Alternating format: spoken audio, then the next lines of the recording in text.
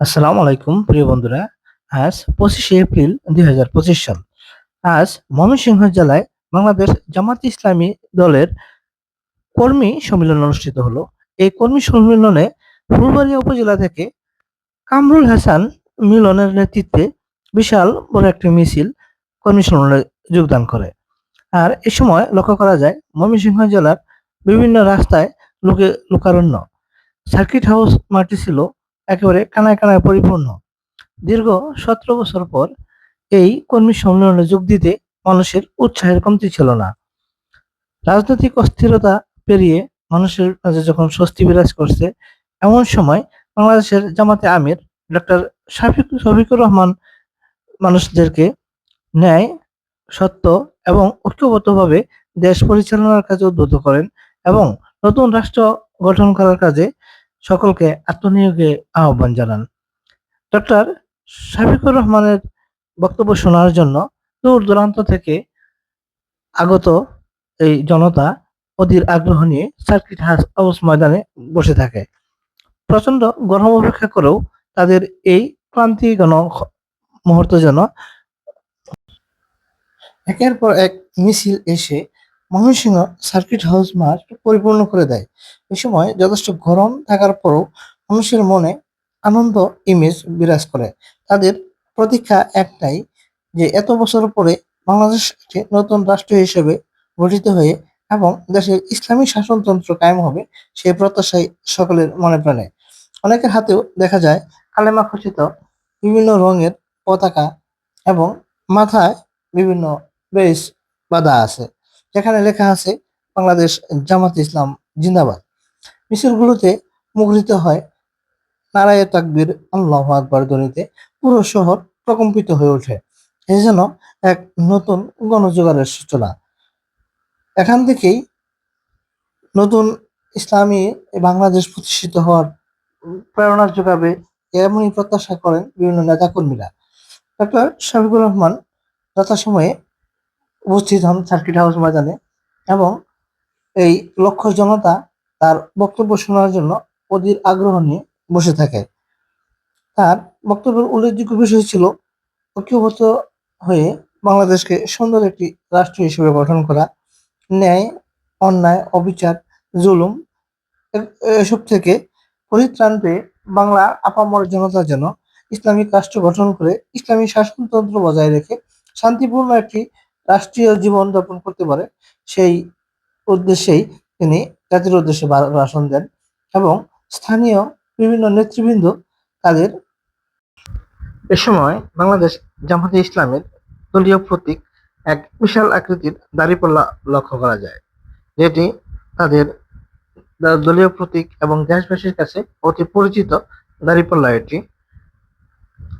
জামাত ইসলামের নেতাকর্মীগণ তাদের নিজ নিজ অবস্থান থেকে এই উপস্থিত জনসাধারণের উদ্দেশ্যে গঠনমূলক বক্তব্য রাখেন।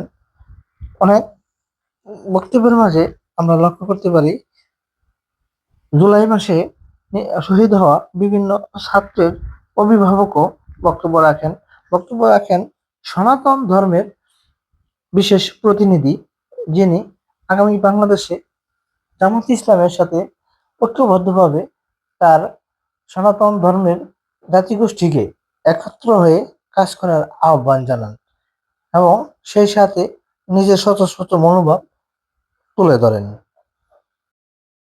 এর কিছুক্ষণ পরেই শুরু হয় আমিরে জামাতের বক্তব্য। তার বক্তব্যের বিশেষ অংশবিশেষ এখন আপনাদেরকে শোনাবো। সাথে থাকুন এবং শুনতে থাকুন আমিরে জামাতের মূল্যবান বক্তব্যটি। আল্লাহ সমঝাই দেবেন, এর কোনো ব্যতিক্রম হবে না। সম্মানিত ভাইয়েরা, এই ভাইদেরকে আমি আর কষ্ট দিচ্ছি না, আমরা আপনাদেরকে আশ্বস্ত করছি মানবিক বিধান কায়েমে আমরা আমাদের মধ্যে কোনো পার্থক্য নেই। এই দেখেন আমরা হাতে হাত ধরে এক হয়ে গেলাম, কোনো পার্থক্য নেই। আমাদের আল্লাহ এক, আমাদের নবী এক, আমাদের জীবন বিধান আর কোরআন এর ভিত্তিতে আমাদের ঐক্য, এবং ইনশাআল্লাহ আমরা সেই ঐক্যবদ্ধ বাংলাদেশ গড়ব ইনশাআল্লাহ। এ পথের পুরো চ্যালেঞ্জ আমরা মাঠের কাছে আপোষ করবো না, ইল্লা বিইজনিল্লাহ। আমরা আল্লাহর উপর ভরসা করি। আমাদের ভরসা দুনিয়ার কোনো শক্তির উপরে নয়, ব্যক্তির উপরে নয়। সুতরাং আমরা ভয় করবো শুধু আল্লাহকে, সম্মান করবো মানবতাকে, কিন্তু কেউ যেন আমাদের দিকে চোখ তুলে লাল চোখে না তাকান। নবী করিম সাল্লাল্লাহু আলাইহি সাল্লাম, সাহাবায়ে কেরাম রিদওয়ানুল্লাহি তাআলা আলাইহিম আজমাইন, যুগে যুগে তাদের ন্যায় অনুসারীরা অসত্যের বিরুদ্ধে আপসহীন লড়াই সংগ্রাম করে জীবন দিয়ে প্রমাণ করেছেন জীবন দেওয়া সম্ভব, অন্যায়ের কাছে মাথা নত করা সম্ভব নয়। আপনারা ঐক্যবদ্ধ থাকুন, ঐক্যের শক্তিতেই বিজয় আসবে ইনশাআল্লাহ। এই বিজয়ের মাধ্যমে কোনো ব্যক্তি কোনো দলকে ক্ষমতায় বসানো আমাদের উদ্দেশ্য নয়। এই বিজয়ের মাধ্যমে মানবতার বিধানকে মানুষের কাছে সামাজিকভাবে উপস্থাপন করা, উপহার দেওয়া আমাদের উদ্দেশ্য। আপনারা বুঝতে পারেন, ধন্যবাদ। করতে হলে সোনার মানুষ চাই। সমাজে ন্যায় বিচার কায়েম করতে হলে আগে নিজের উপর ইনসাফ করতে হবে।